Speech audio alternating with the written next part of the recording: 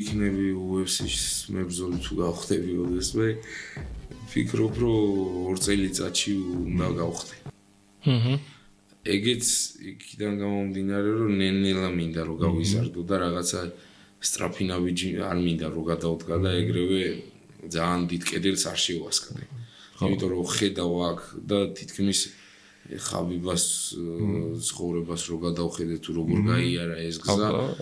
აი 16 მოგება თავიდან როგორი სპორტსმენები შეხვდა ძალიან კარგად იცით თქვენს და გულშემატკივი ვარ მას ნელ-ნელა მინდა რომ გავიხსნა ნელ-ნელა მინდა რომ მივიღო ოქტაგონი კიდევ უკეთესად და ალბათ 2 წელიწადში ნუ არ ვიცი აი ვერ ვიტყვი ესე რა მართლა ვერ ვიტყვი რა მაგრამ ხასიათი მაქვს რომ მან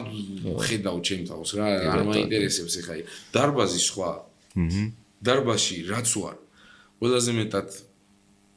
აი არ ვიცი როგორ რანაირად ხდება მაგრამ შეჯიბრზე ბევრად მაგარი ვარ ჩემი აზრით ან ეგ პირიქით მოქმედებს შენზე რაღაც პირიქით იმოქმედა ეხლა ხო ვიგრძენია რა თავი მზად ვიყავი პირველივე წამში გძნობ შედგავ თუ არა ოქტაგონზე იქნება თუ ტატამზე დაიღლებ თუ არ დაიღლებ და რას გძნობ არ ვიცი რა ძალიან მაგრად გძნობდი თავს რა აი ყველაფრისთვის მზად ვიყავი და